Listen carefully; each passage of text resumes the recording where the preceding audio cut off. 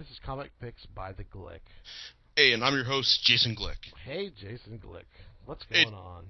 Oh, it's going good. Although I have a feeling I'm probably just going to go and pass out as soon as we finish this, because I've just been using the alcohol I normally consume for these podcasts. I'll kill off whatever bacterial infection is living in my throat right now. So you're gargling with it and then drinking it and then not gargling. I'm not a savage, you know. I wouldn't spit good alcohol out. Come on, man. Oh, hell no. No, but after that, after that, it's like I'm just like I said, it's been like a long day, but hey, you know, I'm here. It's like, you know, ladies and gentlemen, it's that time of year again. It's time when like Hollywood starts rolling out its big comic book movie adaptations. Oh yeah. And first on the plate, we got Thor. Thor. Yes, and I've actually been hearing some good things about it. The advanced buzz I've heard, like some of the comic book sites I read, has ranged from, you know, it's good, like an enjoyable popcorn flick, to you must see this to experience Kenneth Branagh's vision on the silver screen. So I'm optimistic, and like the trailers have left me optimistic as well. So I'm looking forward to it. Hopefully I'll find the time to see it this weekend, but we'll see. But in the meantime, though, it's like we got Thor movie coming out, so it's time to talk about Thor comics. Now, the thing is with Thor, though, is when it comes to talking about Thor's comics, there's basically one man who stands head and shoulders above everything else, and that is Walter Simonson. Simonson has basically wrote the defining run on Thor, lasted for about 48 issues, plus 4-issue miniseries, and and he basically took his love of mythology, great craggy rough-hewn art, and knowledge of the media, just craft some most really entertaining Thor stories, or comic books, superhero comics in general, to the written page. Now the thing is, first you have to realize that a lot of this stuff was written back in he started his run in 1983. So really, it's with any Marvel comic, it comes with that willing suspension of disbelief to just look past the fact that just about every single dialogue bubble in these comics is basically designed to convey some sort of exposition, to just talk about have the characters express their thoughts on what's going on, who's slaying who, why why this attack failed and whatnot. It's ridiculous, I know, but if you can look past it, there's still some really really cool storytelling going on.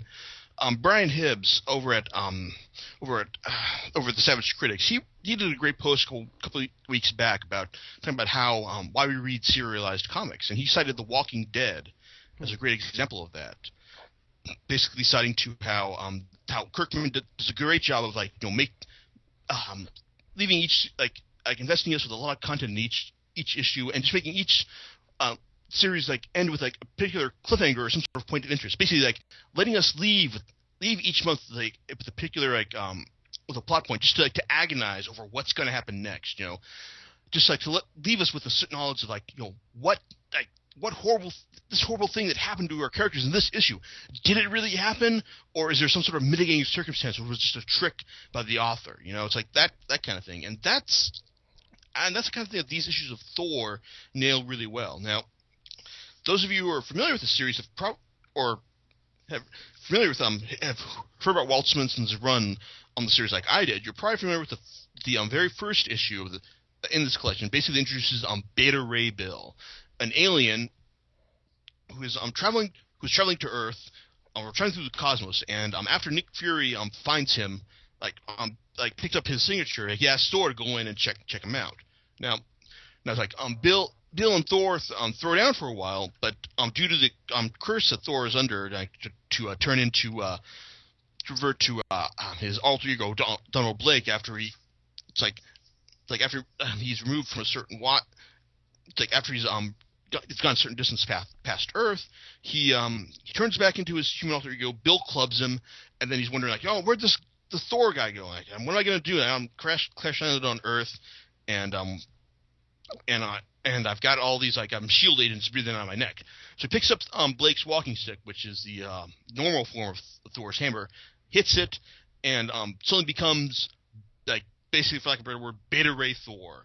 He's got his power, and suddenly he's, after I hand shield their ass, he's called, like, Odin shows up and calls Thor to Asgard on important business. So he grabs Beta Ray Bill, and like now you got Thor and Donald Blake's body just wondering, like, no, what's happened? Like, how am I, like, gonna be stuck in this form forever? It's like, and he's crying to the skies, Father. It's like at the end of the issue. It's a great cliffhanger. It's a great introduction to his run, and that kind of, like, and Simonson does a great job of, like, getting that kind of cliffhanger. Like, I've got to see what happens next. A mentality through a lot of this run. Now the thing is, though, is, like, I will have to say that, after all I've heard about that particular issue, to see the the cliffhanger mostly resolved in the second issue was slightly kind of disappointing. I figured, we'd deal with Thor, Beta Ray Bill having Thor's powers for a couple issues and all, but no, it's like he winds up getting his powers back, and then they wind up sorting things out over the next couple issues. But still, it's like, and this is also part of a much larger story that involves Surtur, the fire god of Norse mythology, remaking his sword Twilight, and coming up to begin Ragnarok. And the story that's told over the first, let's see, what do we got here? Like first 17 issues is easily the strongest part of the book, because you can see that Simonson talks about it in the back of the book, how he had this idea for a Thor story that involves Surtur, bringing about Ragnarok, in mind for years, and he does a great job of slowly building it up over the course of these issues, to the point where, once Surtur starts his march, you're thinking, like, you see that this is a big fucking deal. You've got, like, the end of the, this is Ragnarok writ large in Marvel's universe, and just to see, like, all Marvel's heroes, like Thor himself and all the Asgardians, just, like, try and stop him. It's like, and slowly fail, not just because the plot demands it, but just because, it's like, they just didn't quite make it. It's great, thrilling stuff. And even in the end, when you find out that, of course Ragnarok is averted, because, if they did, then, there'd be no more Thor stories or Marvel Universe. It's like, it's still immensely satisfying. Now, the thing is, though, is, like, after you've got that one, singular, like, great epic right there in these 17 issues, then you've got, like, Simonson does a good job of, like, playing up the other, digging into the characters for the other subsequent conflicts, such as, dealing with Baldur the Brave's return from the underworld, and how he's just basically like a nervous wreck, a shadow of his former self, and eventually how he recovers his courage. Thor's eventual descent into hell, or the Norse underworld, to rescue some human like souls that were trapped there due to Loki and Malekith, the Dark Elf, scheming. It's like, and also, of course, like the when Thor was turned into a frog by his brother Loki scheming, and winds up becoming like Thor, the Frog of Thunder. It's a lot of fun, and it's like, I said, I can't just keep reading, just see what happens next. Just get that. These stories have a great momentum to it. You just want to see what's going to happen next, how Simonson's going to top himself, and for the most part, it works really well. Problem is that Simonson only illustrated like the first 2/3 of this run, and the rest were illustrated by Sal Buscema. Now, Buscema is by no means a shabby artist. He does a great job picking up from sort of Simonson's techniques. It seems like his joining the title corresponds with like a loss in momentum. Like, eventually, we see more superhero team ups. We see like Thor teaming up with an Ursat's Judge Dredd, taking part in the Mutant Massacre, stuff like that, and also like facing off against traditional supervillains. You get the feeling that it's like Simonson was just kind of like solely like groping for like a particular direction for this title before realizing that, hey, okay, you know what? Before finally regaining his footing, and finishing off with a great run of issues as Thor, weakened by Hela's, the Lord of Hell's curse, throws down with Jormungand, the world serpent, and winds up fusing with the Destroyer armor, like his father's most potent weapon. I mean, it's a great finish to the run, and it makes up for the flagging storyline. So now the thing is, so overall, it's a great run of issues, assuming you can just look past the whole exposition heavy Marvel style this time.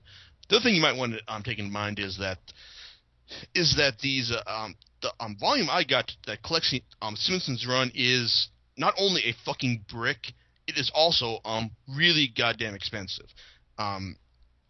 It's, let's see, I mean, for the 48 issues collected here, the cover price is like $125. Now, certainly, I didn't pay full price for this because that's just like way outside of my price range for just about any novel, any graphic novel, period. But Amazon, however, is selling it for about, as I look right now, $73.03. So that's like more than $50 off the cover price, and it certainly makes the whole endeavor easier to take. So really, Simpsons run is the definitive run on Thor, and if you can look past, like, if you can stomach the price and like the 80 style of the series, it's like you've got it's like then I'd hardly recommend it. I mean, I wouldn't be surprised if. Now the thing is though, is that the Thor movie though seems to be drawing more heavily from J. Michael Straczynski and even Warren Ellis's run on the series. Now John, you know Straczynski, right? Mm-hmm. Yes. Yeah, it's like he's a creator of Babylon 5, and he even had a recent run on Thor, which I've talked about on our website for a while. Now, the thing is, now while people while his run was generally well received, and people were saying it's the best thing since Simonson's run. Well, the problem is, while he's certainly a talented writer, and the first two volumes are great, the third volume is just kind of like so you're taking Thor into Marvel crossover madness with Siege. No, I don't want any part of that. So I'm just going to go ahead and wrap my stuff up now. So ultimately, you've got let's see, it's like 15 issues of his total in his run, and basically an ending that just basically reeks of I got to wrap this up now. To conclude it. I mean, it's, to be honest, really, it's like, it may have had the potential to eventually be on par or even better than Simonson's run, but the end result is something that's just kind of like, eh. I mean, it's over a dozen issues of Straczynski goodness, followed by a complete flame out, and then Kieran Gillen coming in to pick up the pieces with Iberian Prometheus and his subsequent Siege tie-ins. So, do I recommend those volumes? Well, I don't know. It's like, I don't know. If you can find them for half off or less in a bargain bin, then absolutely. Full price, and not so much. Mm-hmm. Okay. Anyway, now the thing is, though, Thor's been written by a lot of different writers over the years. Like, I haven't really bought a whole lot, mainly because a lot of the writers that I pay attention to just haven't really gravitated towards the character. A couple exceptions, however, are, as I mentioned, Warren Ellis and Garth Ennis. Now, Ellis wrote a story way back in the mid-90s called World Engine, and we're talking this is back in first printing list. Look at the copyright on this volume. Basically says, this is written back in 95 and 96, basically around the time when he was writing Transmetropolitan, or just about to. Now, World Engine. Generally, I'm pretty sure it's out of print right now. In fact, I don't even think Amazon is offering it for sale.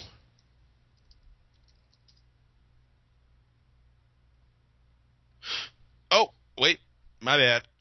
Okay, apparently, Amazon just says that a hardcover collection of the series was reissued back on March 30th, and you can buy it right now for about $13.59. It's considerably more than the paperback edition, which I have, which runs for about $10, and you can also buy on Amazon, new and used, so not directly from the from the site itself. Now, World Engine basically has Ellis taking his approach to reinventing a character using his grim and sarcastic worldview. And basically, this opens with Thor dying and being rejected by his dad, and about to off himself before being attacked by a bunch of zombies, by a bunch of ancient evil Viking zombies. And this leads into him teaming up with his ancient enemy, the Enchantress, and eventually finding out that the World Tree of Norse myth has basically been tampered with in order to convince itself that Thor is dying, and so he's dying in real life. It's an interesting concept, though. What's more of interest is the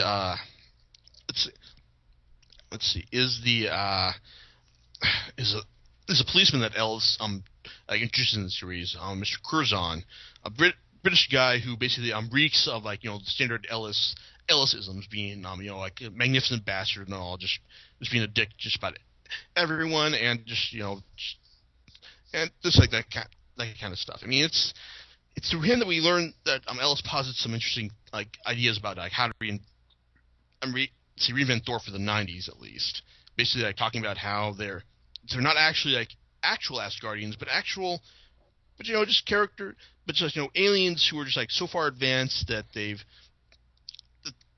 appear to be magical in nature. I mean, it's an interesting concept, and if what I've heard about the Thor movie is right, the movie actually seems to borrow a bit from this idea, as I've heard that that all the Asgardians do actually inhabit a world far from our own. So it's interesting, but still it's World Engine it's a nice story, and I'm sure would have been great. Had I read this in the 90s, would blow my mind. And thought, hey, I got to read more of this this Warren Ellis guy. But as it is now, it's an interesting curio. I mean, you can see. It's fun seeing Ellis apply his craft back in the day, but it's more of a completist thing if you want to pick it up. Now, the other thing I'm talking about, Thor, Vikings by Garth Ennis and Glenn Fabry. Well, okay. Now, see, the thing is, whenever you read a Marvel comic by Garth Ennis, it doesn't involve the Punisher. It's always a game to just to think about yourself. Okay, so how much respect is he going to show the character this time? Because Ennis, sometimes when he's not writing about a character he's fully invested in, the Midnighter, or who else has he done for? Or Spider-Man. He's still a competent writer, but you can tell he's on autopilot. He's just doing his usual shtick, and just it's collecting the paycheck right there. Thor Vikings is an interesting middle ground between this. It's basically, the idea is that you've got a bunch of really nasty Vikings who were cursed in the year 1000 and whatnot, and basically, let's see, what's it, 1003 or 1005, whatever. Mm-hmm. And they're cursed, and they're cursed to wander the seas for 1,000 years. And when they show up in New York, they're like massively powerful, indestructible, undead zombie Vikings, and they just lay waste to the town. And when Thor shows up, he gets his ass handed to him in the most brutal, in a fairly brutal way. It's on one hand, yeah, you get the feeling that on one hand, Ennis is showing his typical contempt for Marvel superheroes with Thor's treatment here, but you also got to admire how he shows Thor's inability to actually give up in the face of certain defeat. And also even though his then you've also got his take on Doctor Strange, which on one hand it does strike me as a bit more effeminate than than you expect from the character. But he actually does a good take on Strange's abilities, showing you like the rules in which he must operate, and I actually like that. But then you've also got but then you have Strange and Thor teaming up to draw 3 champions from the original Norsemen who cursed the Vikings to try and stop these undead zombie Vikings from taking over New York. You've got your girl Norseman who wants to go out on a great epic quest, but can't because she's a girl. Then you've got a crazed crusade. They've got a crazed crusader who's just going around killing all the heathens just because he loves that stuff. And you also got a German World War II fighter pilot who they even want to bring in his airplane along, and it's even though it's not really different or particularly inspiring by Ennis's normal standards, it's still a fun. He still actually does. You get the feeling that he actually does feel a bit more invested in the story than he usually does for his Marvel or just straight up superhero stuff. So it's not a bad buy, but yeah, it's more for Ennis completists too. But still, it's not bad. And Thor gets some real nice moments in the end when he shows up fully empowered and tells the evil zombie Viking commander, "'Tis on!" And then I proceeds to knock him right into orbit. I mean that's good stuff right there. Yeah. So yeah, it's not bad, but hardly essential by any means.